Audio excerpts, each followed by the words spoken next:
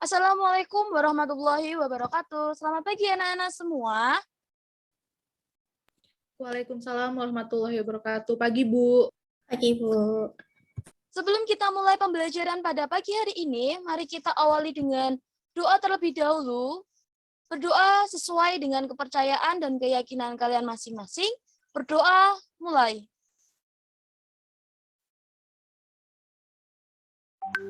Berdoa selesai. Bagaimana kabar kalian semua, anak-anak sehat? Baik, Bu. Alhamdulillah kalau sehat semua. Baiklah, pada pertemuan kali ini kita akan membahas puisi. Puisi. Pasti kalian sudah tidak asing lagi jika mendengar kata puisi. Kalian pasti sudah tahu dan pernah mempelajari ketika kalian di SMP dulu.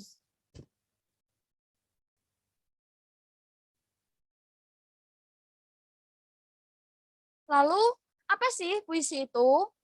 Coba dari kalian ada yang tahu tidak apa itu puisi? Mungkin dari Mbak Nesya tahu?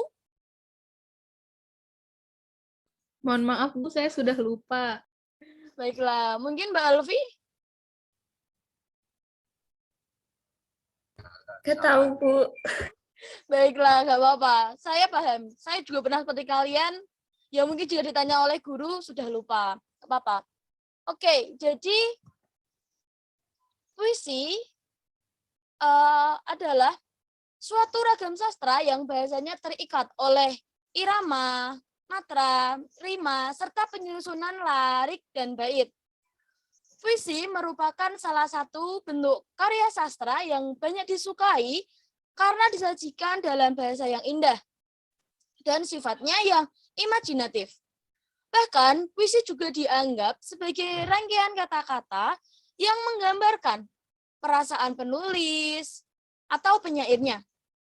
Melalui puisi ini pula, biasanya seorang penyair menyampaikan suatu pesan atau perasaannya kepada pembaca. Nah, itu tadi pengertian dari puisi. Kemudian, kita akan mempelajari puisi, yaitu tentang suasana dalam puisi. Suasana dalam puisi adalah keadaan jiwa pembaca setelah membaca puisi itu. Dengan kata lain, suasana merupakan akibat psikologis yang ditimbulkan puisi itu terhadap pembaca. Kemudian, suasana ialah keadaan jiwa pembaca setelah membaca puisi itu. Kita akan melihat contoh dari puisi ya, untuk menentukan bagaimana suasana dalam puisi tersebut. Di sini terdapat puisi yang berjudul Ibu, karya dari Samawi Imron. Ibu akan bacakan puisi tersebut. Puisi tersebut adalah, kalau aku merantau, lalu datang musim kemarau, sumur-sumur kering. Daunan pun gugur bersamaan reranting. Hanya mata air matamu, Ibu, yang tetap lancar mengalir bila aku merantau, sedap kopior susumu, dan ronta kenakalanku. Di hati ada mayang siwalan, memutihkan sari-sari kerinduan. Lantaran hutangku padamu, tak kuasa kubayar. Pada puisi tersebut menceritakan tentang seorang anak yang ingin pergi merantau. Akan tetapi, dia juga memikirkan sang ibu jika dia merantau. Oleh karena itu, dapat dilihat jika suasana dalam puisi tersebut dapat diliputi rasa ragu, bimbang, dan sedih dari seorang anak yang akan meninggalkan ibunya merantau. Nah, sudah dibayangkan kan bagaimana nih suasana yang terjadi dalam puisi tersebut. Nah, itu tadilah yang dinamakan dalam suasana dalam puisi. Selanjutnya ada tema puisi. Tema adalah ide dasar yang mendasari sebuah tulisan. Begitu pula dengan membuat puisi. Ketika seseorang akan membuat puisi, maka langkah pertamanya adalah menentukan tema. Tema juga digunakan oleh penulis untuk memilih kata-kata yang tepat untuk digunakan dalam karyanya, yaitu puisi. Tema juga menjadi inti dari makna atau pesan yang ingin disampaikan penyair dalam puisinya. Tema puisi dapat dirunut dengan menggunakan kata-kata dalam puisi sebagai salah satu bentuk kata kunci. Nah, setelah kita mengetahui nih, tadi sudah mengetahui tentang pengertian, suasana, dan tema dalam puisi. Selanjutnya, kita akan membahas tentang bagaimana sih cara membaca puisi. Nah, kita akan membahas nih yang pertama. Yang pertama, ada yang tahu nggak sih dari kalian apa yang perlu diperhatikan ketika dalam membaca puisi? Mbak Kanesha tahu apa bagaimana yang diperhatikan ketika dalam membaca puisi?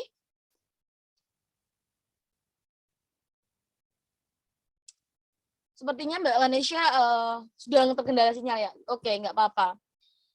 Jadi, hal yang perlu diperhatikan ada 5 nih ketika membaca puisi. Yang pertama adalah rima dan irama. Rima dan irama artinya dalam membaca puisi tidak terlalu cepat ataupun terlalu lambat. Membaca puisi berbeda dengan membaca sebuah teks yang biasa karena puisi terikat oleh rima dan irama. Sehingga dalam membaca puisi tidak terlalu cepat ataupun juga tidak terlalu lambat. Yang kedua, terdapat artikulasi atau kejelasan suara. Artinya, suara kita dalam membaca puisi harus jelas. Misalnya saja dalam mengucapkan huruf-huruf vokal nih, seperti A, I, U, E, O, terus kemudian ada A, I, A, U. Nah, hal tersebut harus dilakukan secara jelas. Serta pada artikulasi ini berkaitan juga dengan intonasi. Intonasi adalah ketepatan penyajian dalam menentukan keras lemahnya pengucapan suatu kata. Intonasi terbagi menjadi 2, yaitu tekanan dinamika atau tekanan pada kata-kata yang dianggap penting, dan juga tekanan tempo atau cepat lambat pengucapan suatu kata atau suku kata ataupun kata. Yang ketiga yaitu ekspresi mimik wajah. Artinya ekspresi wajah kita harus disesuaikan dengan isi puisi. Ketika membaca puisi yang kita bacakan adalah puisi sedih, maka ekspresi mimik wajah kita pun harus bisa menggambarkan isi puisi sedih tersebut. Ekspresi mimik atau perubahan raut muka harus ada, namun harus proporsional, sesuai dengan kebutuhan menampilkan gagasan puisi secara tepat. Kemudian yang keempat adalah mengatur pernafasan. Mengatur pernafasan artinya pernafasan harus diatur, jangan terlalu tergesa-gesa, sehingga tidak akan mengganggu ketika membaca puisi. Kemudian yang kelima adalah penampilan. Artinya kepribadian atau sikap kita saat di panggung harus diusahakan, harus tenang, tidak gelisah, tidak gugup, berwibawa, dan meyakinkan atau tidak demam panggung.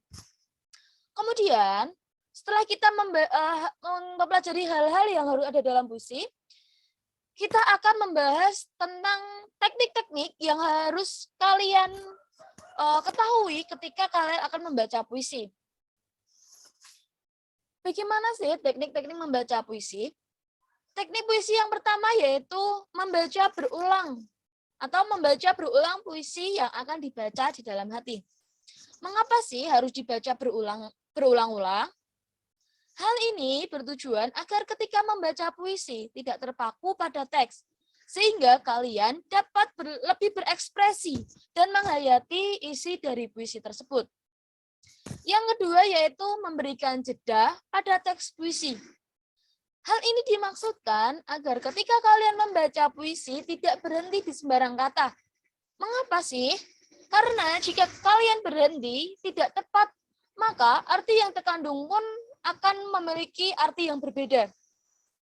Serta hal tersebut juga dimaksudkan agar kalian dapat mengambil nafas untuk ke kalimat selanjutnya. Sehingga kalian tidak akan merasa terengah-engah atau lelah ketika akan melanjutkan pada puisi atau kalimat selanjutnya. Kemudian, yang ketiga adalah memahami suasana, tema, serta makna dalam puisi. Sebelum membacanya di depan umum atau di depan teman-teman kalian nantinya, alangkah baiknya kalian memahami terlebih dahulu nih suasana, tema, dan makna dari puisi yang akan kalian bawakan. Kemudian yang keempat adalah menghayati suasana, tema, dan makna puisi untuk lebih mengekspresikan puisi yang akan kalian bacakan. Nah, itu tadi teknik-teknik yang perlu kalian perhatikan ketika membaca puisi. Kemudian, setelah kita mempelajari teknik-teknik, kita akan membahas mengenai unsur-unsur pembangun dalam puisi.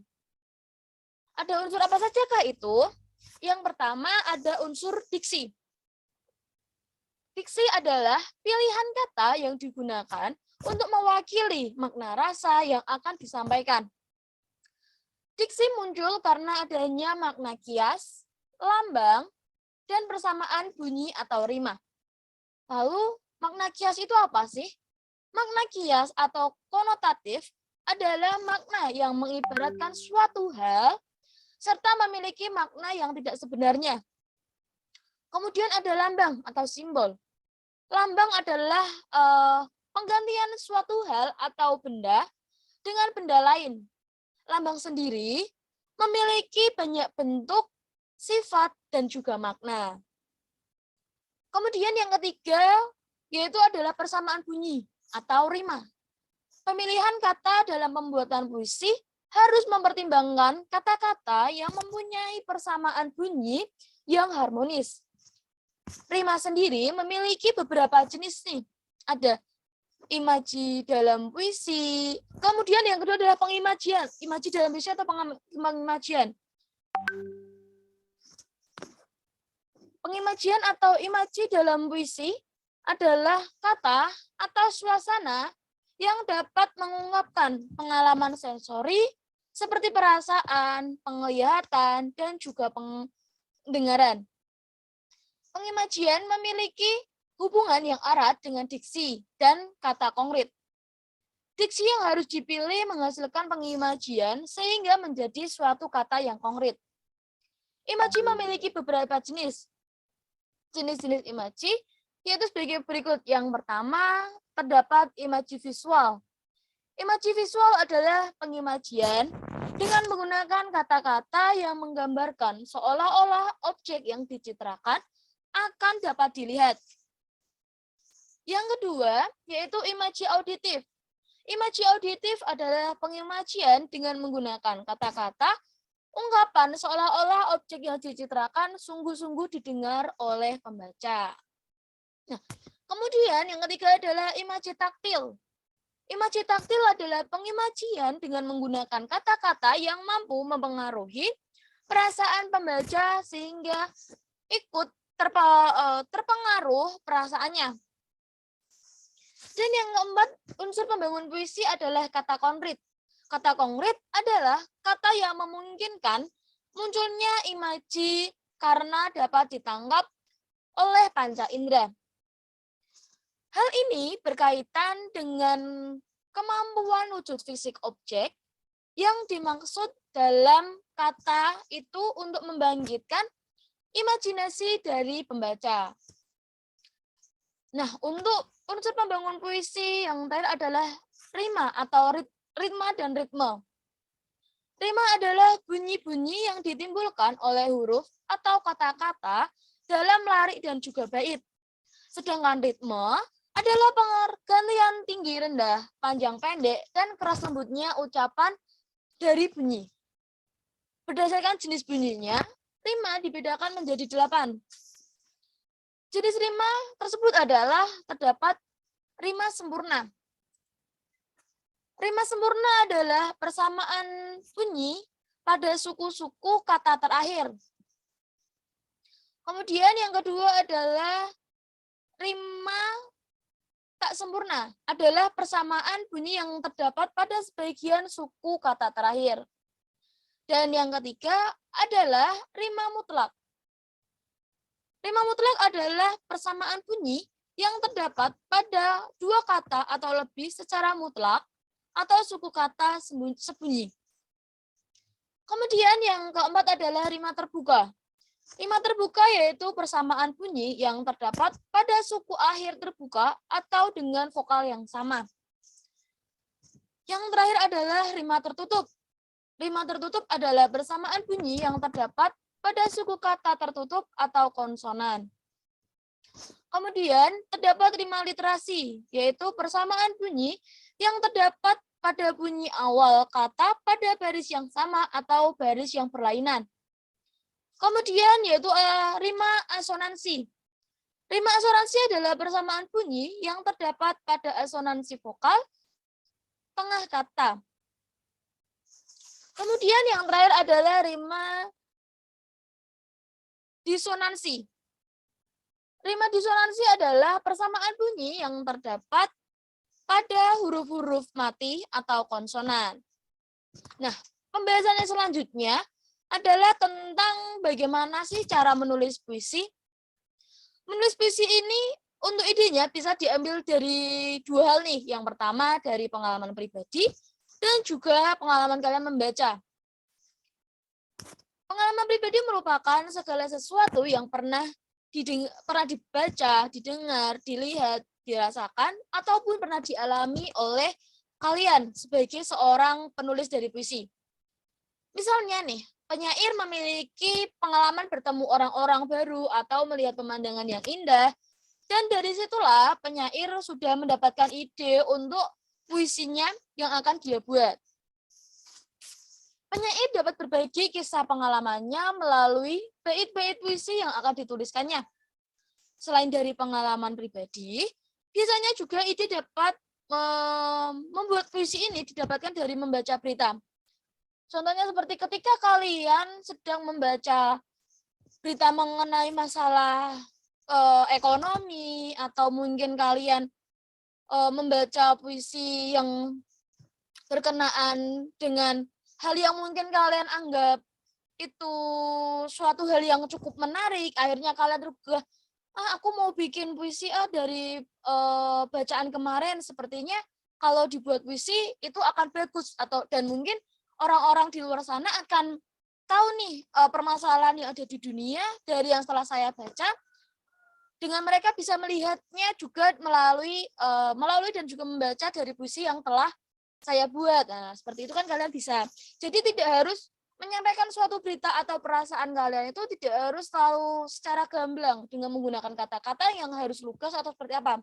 Tapi kalian juga bisa menggambarkannya melalui puisi nih, melalui karya yang indah, melalui diksi-diksi. Jadi kalian memiliki suatu hal yang indah untuk menyampaikan suatu makna, pesan, ataupun berita yang pernah kalian dapatkan dari luar sana. Atau pengalaman kalian nih, mau berbagi, tapi pakai cara yang unik. Nah, kalian bisa nih menggunakan puisi ini untuk menceritakan pengalaman-pengalaman yang pernah kalian alami.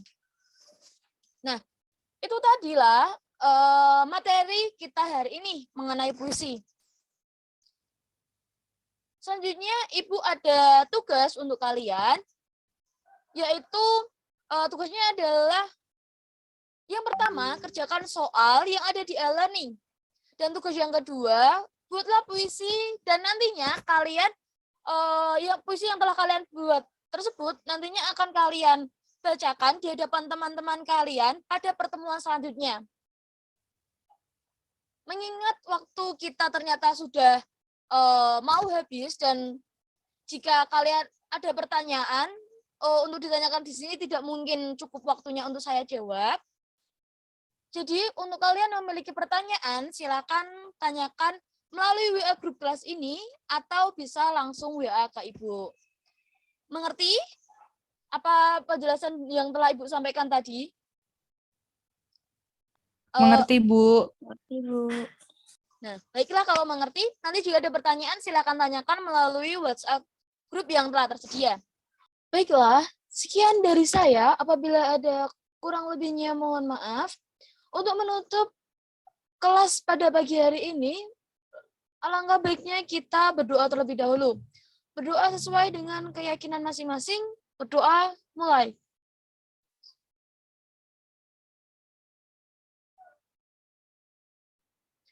Doa selesai. Sekian dari saya. Wassalamualaikum warahmatullahi wabarakatuh.